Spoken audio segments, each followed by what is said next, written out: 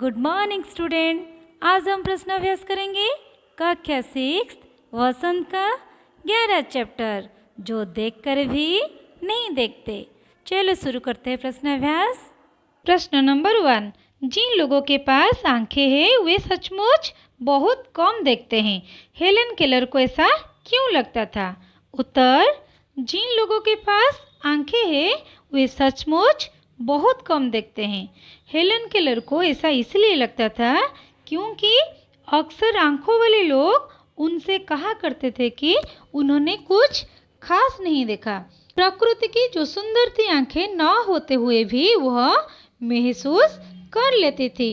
जिस जादू के स्पर्श से वो रोमांचित हो जाती थी, उस खूबसूरती को उनके दृष्टि संपन्न दोस्त देख ही नहीं पाते थे। दृष्टि संपन्न का मतलब क्या है? जिसको पूरी तरह दिखाई देता है। प्रकृति का जादू हर वक्त उनकी आंखों के सामने होते हुए भी उनके हृदय में कोई रोमांच पैदा नहीं कर पाता था। संभवतः इसके पीछे यही कारण था कि आंखें होते हुए भी वह बहुत कम देखते थे। प्रश्न नंबर 2, प्रकृति का जादू किसे कहा गया है?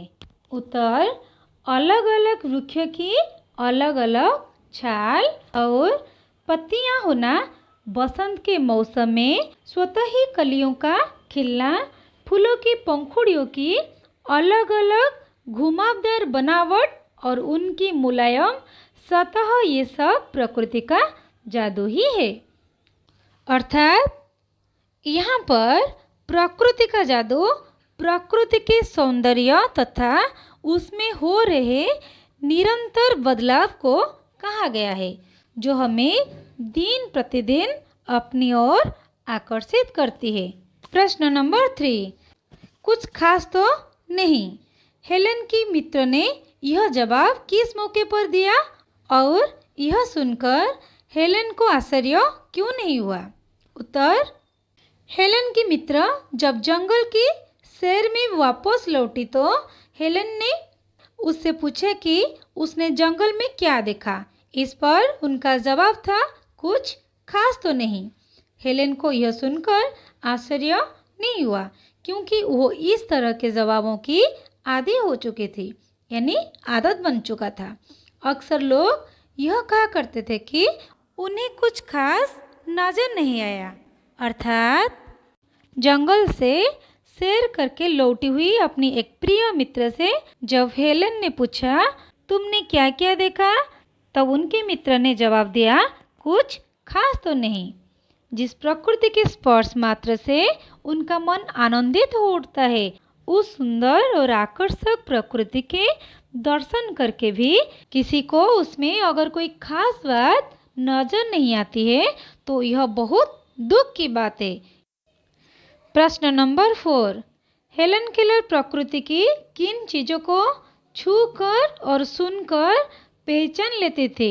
पाठ के आधार पर इसका उत्तर लिखो। उत्तर, हेलन केलर भोजपत्र के पेड़ की चिकनी छाल और चीड़ की खुरदरी छाल को छूकर पहचान लेती थी। वह कलियों और फूलों को उनकी मखमली सतह और घुमावदार बनावट के आधार पर पहचान लेती थी।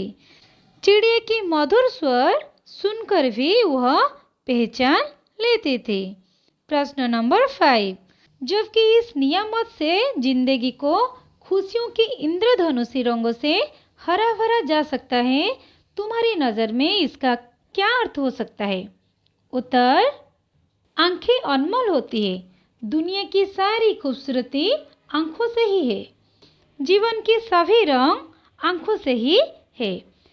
आंखें न हो तो जीवन में कभी न समाप्त होने वाला अंधकार छा जाए। आंखें ईश्वर का आशीर्वाद है। इनकी सहायता से जीवन में खुशियों के सभी रंग भरे जा सकते हैं। अगर आंखें स्वस्थ है तो जीवन की हर खुशी पाई जा सकती है। अर्थात दृष्टि हमारे लिए ईश्वर का आशीर्वाद है। हमें ईश्वर की इस वरदान की कद्र करनी चाहिए और इस वरदान के माध्यम से हम अपनी ज़िंदगी में खुशियों के रंग भर सकते हैं।